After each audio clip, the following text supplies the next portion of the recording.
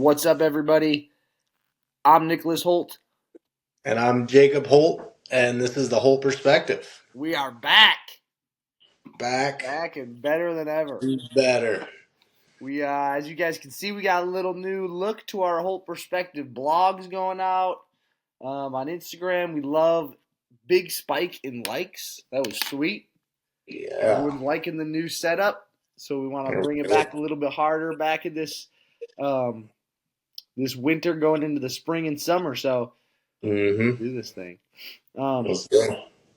Today, our big topic is revolving around recovery. So we decided to both rank our top 3 ways to best recover and then blind rank them. The other person doesn't know. We react to each other's top three. So here we go. Kobe, you want to start us up? I'll start it out with number 3. I have as stretching, mobility work, like just some body work if we can get into it. Just finding out end range positions and hanging out there stretching. That's happening a little bit before we train, but mainly a lot talking more so after we train. If we find that like something's feeling a little tight, if we do some jerks, we find overhead positions not feeling great. Like just finding those end ranges, stretching into those, getting some low load, long duration stretch, finding that really opening up front rack, overhead position, bottom of our squat. I think mobility is a really important part of recovery and turning into just better training outcomes if we can get that better range of motion and more useful range of motion. We can find better time training and we're going to feel better. So big question here is like everyone thinks that I think everyone thinks they know they need to stretch. When would you stretch, Kobe? Like when are the windows that you're trying to stretch? Mainly at night, right? Like when we're just winding down for the day, it'll actually like produce some just overall relaxation and get us ready to wind down for bed too. So if you have trouble falling asleep and you just can't get to sleep, you're too wired that day, maybe you had to work out later in the day and you're just Fired up. too awake. Yes, sir. Stretching can kind of relax and turn on our parasympathetic nervous system, get us to relax a little bit more. That's right. But Yeah. I like to do it more so at the end of the day. Um, in the morning, not as much. Like if you wake up and you're just feeling like crud and you got to stretch a little bit, obviously it's not bad to stretch in the morning, but I think you want to prioritize it more so at night when you're done for the day. Absolutely. Yeah, and I think that if you have the discipline to do it at night, absolutely that's what you should be doing. If you don't feel like you have the discipline to do it, hit it right after you work out. Like you Mm-hmm. work out, you're at the Stay gym, at you the give gym. 3 minutes to stretching before you leave the door. If you're like, I know myself, I know that once I go home, I'm not going to go and stretch. That's okay. You got to know yourself. Get some stretching in right before you leave the gym.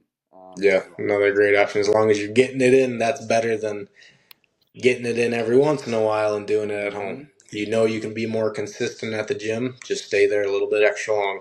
Absolutely. All right, so we'll get into my third one. My third one is also stretch, roll out, and body work. So that's why I kind of let you go there, Kobe, because you were just supporting everything from my point. Doing it all. So we don't even need to go into it too much because we just did. But that's my number 3 as well. If we can, I'll talk a little more on the body work. If you got someone that would do some body work on you, do it. Awesome, as much as you can. I know that sometimes it gets expensive, and we're not all professional athletes. But sometimes if you can get in, that's going to be super helpful. But I think we hit all the stretching stuff really well. All right, number 2, Kobe. What's your number 2? Number 2. You want to go number 2 this time? All right, I'll go number Go 2 this back and time. forth. So my number 2 is making rest days real rest days. So what I mean by that is you all see those memes that are like me on a rest day when my bro says let's max out power cleans. We've all seen it, we've all done it, but rest days need to be rest days, meaning you don't even get into the gym. And I would encourage that day to be a day where you get outside. I know Michigan can't get really outside right now, Mm-hmm. um, but that could be like you jump into a pool, you go play extra hard with your kids at home, and you can even call that your rest day. Like you just really get after some playing with your kids and you're not just a lazy bum laying on the couch. That's a Mm-hmm. huge way to get that rest day, get moving. And I bet if you play with your kids, you're going to be on the ground doing some funky positions that'll stretch you out too. Yep. Um, but yeah, my big thing there is rest days are rest days for real. I've always noticed with my training that the third day's tough, but if I try to go 4 days in a row, the fourth day is always trash. I can't train with the same intensity. I don't have the same pop out of any of the Olympic lifts or power lifts. It's just no good. So sometimes you have to do it if you're just stuck in a bind and you just need to go 4 days because you know you have to take off 3, 4, 5 days because of something happening. But don't go more than 2 or 3 days in a row, in my opinion, and you take that rest day as a real rest day where you're not in the gym, you don't have any out like what's it called, like external load on you. Let's call it that, and make it a rest day. All right, Kobe, you number two. So for those rest days, Oh yeah, should you more so just do absolutely nothing, try to just lay on a couch and don't move your body? Or should you focus more so on like getting easy load movement? yeah. That's a good question. I think that's something you got to experiment with yourself, with your own body, right? Like, I've heard some people, like when our coach, Dr. Seth Leally, he went down to visit Bill Leahy, who's an upcoming CrossFitter, and he said that his rest days were literally like he just laid on the couch all day, didn't move. That Yeah. worked for him. For me, it doesn't work, right? I need to be moving. It doesn't like I can't. It doesn't work. I don't sleep as well if I do nothing, nothing. Mhm. So that even is a big thing. Like I need to move around throughout the day just so I can sleep at night. But everyone's different. So my opinion there is experiment and see how it goes and see if like Yeah. how you feel and journal about it or write down about it or something about that on the next day, how it felt after a recovery day where you did nothing and a recovery day where you maybe went on a swim or you went on a walk or something like that. All right. I like it. All right, number two, Kobe, what you got? Number two for me is surrounded around nutrition.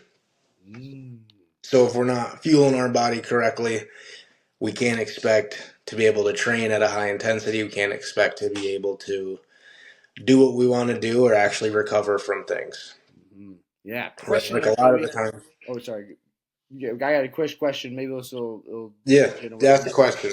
Would you rather eat a whole bunch of food, but maybe it's not like the best food, right? So like you're like going and getting a double cheeseburger, but then you go and you have like a good home cooked meal, but then you go eat some ice cream. Like, would you rather have quantity, like you're getting the calories in, or would you rather make sure it's really clean, but maybe not hit the amount that you need calorie wise? So, like maybe your macros are better when you're looking at the less Hmm. food, but like cleaner food, then your macros are worse, but you're getting way more calories in that maybe you would need for your training sessions.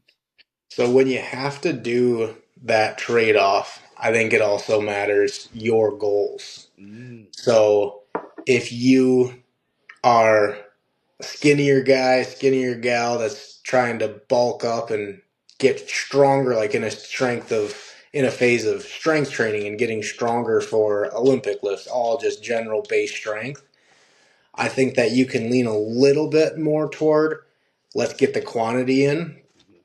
Doesn't mean that like we don't have to every single day be eating fast food and just getting a pint of ice cream to try to load in the calories. right. Um, but we can't just constantly sacrifice food and not fuel ourselves, even if it's super clean. Like if we're eating a whole chicken breast and a pound of broccoli, like if that's all we can afford, then we might mix those days in every once in a while. But then we also want to mix in days where we can actually get our calories in, calories out. And maybe at that point, we view it more as a weekly calories in, calories out if we're trying to gain weight and build some strength, build some weight, get some mass behind it. If we're Yeah. trying to lean out, then I think that we can focus more on trying to get more of those whole foods and really clean eating food, trying to get the food, just the whole foods. Don't try to add more supplements to it. Don't try to add extra sugars, extra simple carbs. Like that's where we want to try to cut that out, and that's when we can really lean in on the whole food groups. Absolutely. Awesome. Love it, Cubby. All right, number one. Let's say it at the same time. Three, two, one, and we'll say it at the same time. All right. We think we're the same? I don't know. We're gonna I see. don't know. I don't know. We'll All see. right. Three, two, one. Sleep. Sleep. Yeah, there we Yeah. go. Yeah. Sleep is number one. I think that sleep is king. I think there's no question about it. I would literally say if there's nothing you can do and you're worried about recovery, just go to bed. Yes. There's nothing that can replace it. You can eat perfectly, you can stretch to the max. If you're Mhm. tired and you're dealing with a weird headache, or you're dealing with like you're trying to wake up, or you're dealing with a mood that you're just in a crabby mood because you're not sleep, like you're gonna have a bad training session. There's no question about it. Now there's a whole bunch of data, and maybe you want to talk more about like this stuff of sleep helping you like grow and like all that kind of stuff. But I'm just talking Mhm. about simply like when you're tired, your training session sucks. It's just the way Yep. it goes. And when you're training while you're tired or just overly fatigued, you're putting your body at much higher risk of injury Mm-hmm. because a lot of times, like our brain, I mean, we can be very strong-willed in our head and in our brain and just say like, no, I gotta stay up. Like there's times just in our everyday life we need to not go to bed at a certain time because we have to stay up for whatever that may be, Yep. and we can force ourselves to stay up. But our body, our muscles, our tendons don't care that you have to stay up or you didn't get sleep. Like they are not going to perform. They're not going to be as responsive to how fast we want to move. Mm-hmm. And if we just will it and say like, no, I have to move at this certain speed, your body's going to tell you that you can't, and then you're going to have an injury. And it doesn't matter what type of recovery you've done because you just tore a hamstring, tore a bicep because you didn't listen to your body, you didn't care. You just tried to not sleep because that's what strong people do, and they just don't care about it. They do it. They got to train a little bit more, and that's how they're going to get stronger. And that's just not the case. Nope. You got to listen to the sleep. Gotta go to bed. There's no question about that. Just go to bed. Mm-hmm. All right. I think that's what we got then. All right. All Until right, call next the time. outro. Let's go. Until next time. This is the whole perspective. Thanks for enjoying today.